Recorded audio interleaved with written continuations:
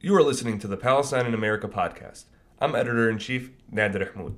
On this episode, I caught up with Mahmoud Abdelfattah, the first Palestinian head coach in NBA G League history. Abdelfattah was hired last September by the Rio Grande Valley Vipers, an affiliate of the Houston Rockets. The former Vipers assistant found out about his promotion shortly after returning from Hajj, the pilgrimage to Mecca required of every Muslim who can afford it. Okay, let's start with the easy question. So can you tell me a little bit about your family and where they come from in Palestine?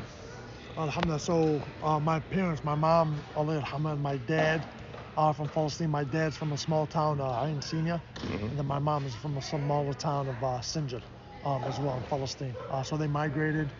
They came to the U.S. in the early 70s, if I'm not mistaken. I come from a family of, I have 6 siblings. I have 3 older sisters, and then 2 older brothers and a younger brother.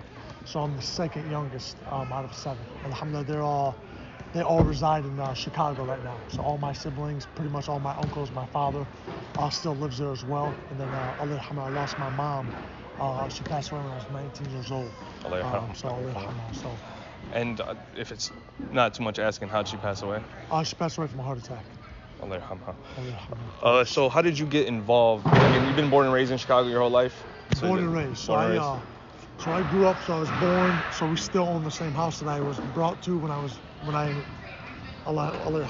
born, and my mom brought me home. We still had that same exact house. Inshallah. That's the only house I lived in when I was in Chicago. So I grew up there. I went to a private Muslim school up until the 8th grade. So when I graduated from Universal School. Oh, you went to Universal? Yeah, I went to Universal School. Sorry, I forget that you guys. Oh yeah, we know what's up.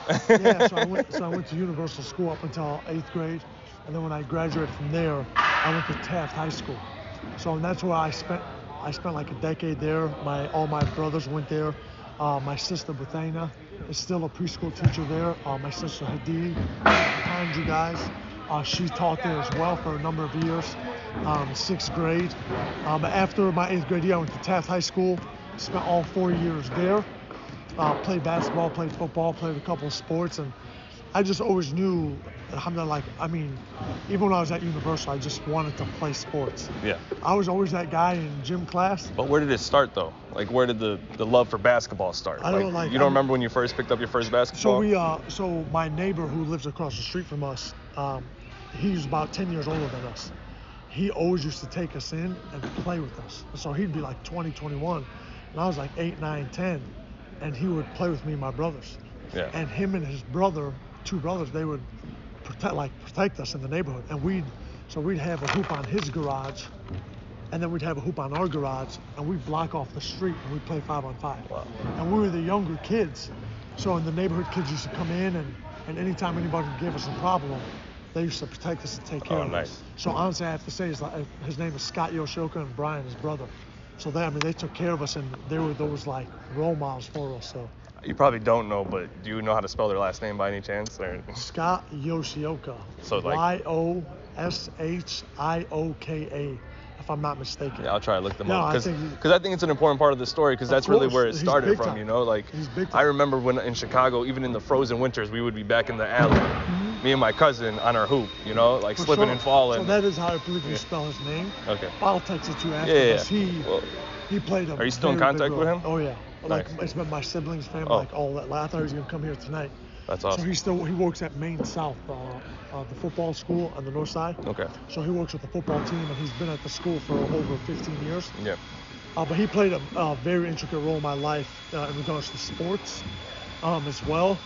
And then, it kind of just like, I clicked from there. My mom, I still remember till this day, like as a family, we used to watch MJ when they used to play NBA on NBC. Mm-hmm. Like my mom and like not, but like we always used to sit down. Yeah. I remember like when he won the 3rd championship and when like Game 7 when we beat the Pacers to get to the 6th before we went back home. Like my mom always every Sunday we used to watch the triple header on NBC. That's it was awesome. a family, my mom, and she knew the Cubs because it's kind of like something we started to like. So she kind of started to like learn it more for us. She was, you might appreciate this story, but Marat Amme, when she loves the Bulls, kind of like how you're describing your mother, and she would lift up. She'll be sitting in her thobe, and she'll lift up her thobe when like the game's getting tight. You know what I'm saying? Like, so that's kind of like how I just imagined your mom. For sure. Allah yarhamha, man. She was, man. What was your mom's name? Afaf. And so basketball, you're like, I was reading up on you. You had a very successful high school career, and then you went to Wright, and then St. Cloud State University, where you were, I think, an All-American or All-Regional. And so, when did it click to you that maybe your dream of playing professionally switched over to coaching? So when I was at Taft, it really started to click with me. Because, I always, when my mom used to take me to school, there's always be a guy selling the Sun-Times. I'd always used to stop, get a Sun-Times, and read it on the way to school. It was about a 10, 12-minute drive from my house. And I always used to read the high school section. And in my senior year, that's when John Shire, Patrick Beverly, Sharon Collins, Bobby Fraser. So I used to read, articles on them in the Sun-Times and what they used to do in their work ethic. Because I just thought, practice was, good enough. I'm going to be good. I'm going to be this good. But then I started reading them. They used to be in the gym at 6 a.m., 5:30 in the morning, whatever it was. And I wanted to start doing that. But for security reasons, I'm sure you guys know with the public schools, there are rules against that. So when I Taft, whether it was those rules that they didn't want to, then I started to just kind of want to get into it. So after my senior year, but when I got to Wright, when I left, I didn't have any scholarship offers. I didn't have anything going to Wright. My brother Nader played there, and the coach kind of knew who I was. So I walked on. I ended up earning a scholarship. I was the only freshman that started for that coach in many years. Ended up being an All-American my sophomore year at Wright College. And then when my mom passed away that spring, that's when I was getting recruited. So when I was getting recruited, around that time, when I was at Wright, I knew I was good, but I knew how talented these guys were, man. Just Derrick Rose and come on, so I recognized I was a realist. So when I went to St. Cloud, going into that summer, I actually started coaching AAU. That's where I got started. Okay. With NLP. So what's NLP? Next Level Performance. Okay. It's the founder is Dickie Simpkins. Okay. The owners of him, and he played for the Chicago Bulls, won 3 NBA championships, currently works for the Washington Wizards. So he's one of my biggest mentors. And all those coaches that worked for that summer, the AAU travel program, they are big influences in my life, all of them. Dickie Simpkins, Michael Murphy, Josh Foster, Thaddeus Lockwood, Leonard Jackson, Kyle Combs. I hope I'm not missing anybody. When you were playing at Taft, did you play against any of the Patrick Beverleys or anything like that? Or so for fun, but we didn't play them. Yeah. We didn't have them on the schedule. No. They don't want to play a Northside team. Of course. They don't want to play a Northside team. Yeah. But that's when I really knew I just wanted to start coaching. So I started coaching AU when I was 19. I was coaching middle school. I coached high school boys.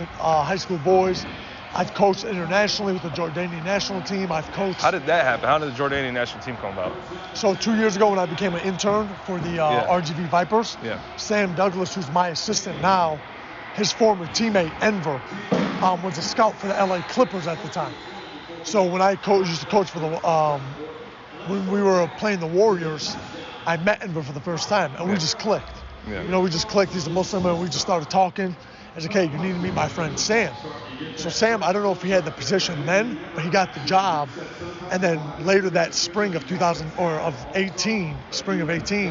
he called Enver. Was like, hey, do you know of anybody? I'm looking for an assistant. He's like, yo, you should look into Mahmoud. So literally, that summer, the travel and everything that I did, alhamdulillah. So I just clicked. I literally knew Sam and spoke to Sam before that, maybe for 15 minutes. Wow. He just flew me out there. And so how's it going out there? Are you still, planning on still coaching with the Jordanian national team, or? So they switched coaches. It's a new head coach. Okay. They asked me to come back. So Sam's not the head coach. Yeah. But my loyalties with Sam. Yeah. So I'm not. Okay. Yeah. So I'm blood stick in the water. Yeah. Can you speak a little bit about what that opportunity meant for you, though? Alhamdulillah, it was amazing. Yeah. There's nothing like coaching internationally. It's unbelievable. There's no feeling the herd versus the Vipers. It's a city versus city. You're playing country versus a country. And when you go to another country and the whole country's against you, Yeah. like when we played Lebanon and when India came to us, when Korea played us, and when we went to China, and the arena was sold out. There was like 12,000 people. It was unbelievable. Like coaching internationally, and the experiences you get to experience is like no other. Wow. So what would it feel like when you found out you got this head coaching job with the Vipers? Alhamdulillah. Literally, alhamdulillah. I mean, I'm never one. I mean, you can say I'm win, lose. I'm never too high, never too low. I've missed out on job opportunities, or I should say, I've just never gotten a job opportunity before. I've never was the one like, damn, why can I get that job? Why didn't they pick me? It was always like, alhamdulillah, things happen for a reason. And alhamdulillah, I made Hajj this past summer. So I made Hajj, and I made dua on it, and subhanAllah, everything just clicked. Best. It happened after Hajj? It happened after Hajj. I didn't get hired till like the end of September. Okay. What was the hiring process like? They put you through the ringer. You're in-house hire, right? So they knew I think they interviewed maybe 20, 25 people, and I was like, yo, why are we taking this long? Like, come on, let's go, pick it up. So just hoping, and like, am I going to be back as an assistant? Am I going to be the head coach? What's the deal going to be? So they interviewed those people, and then I think it was maybe a day before my birthday where they talked to me. So I went out with the front office, Daryl Morey and all those guys, went to go have dinner, and we chopped it up for about 3.5 hours is when they asked me questions and interviewed me. But later to find out, they knew they were giving me the job before we went to dinner. Right. So alhamdulillah, I'm glad I didn't screw things up. So what was Daryl Morey's expectations for you and the Vipers this year? I know that they're coming off a championship, but a lot of turnaround, not a lot of same guys from last year. Who's they?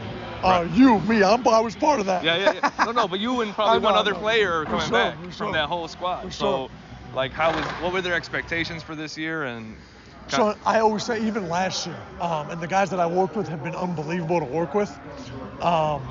The G League's all about development of the younger guys. Right. And like I said, I mean, never too high, never too low. It's like, if the guys are progressing and improving their skill set, that's what it's about. It's about helping them get to the next level.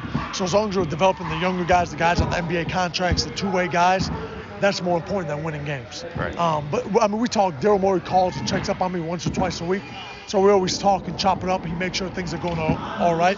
So as long as things are going positive in regards to the younger players, that's what's most important.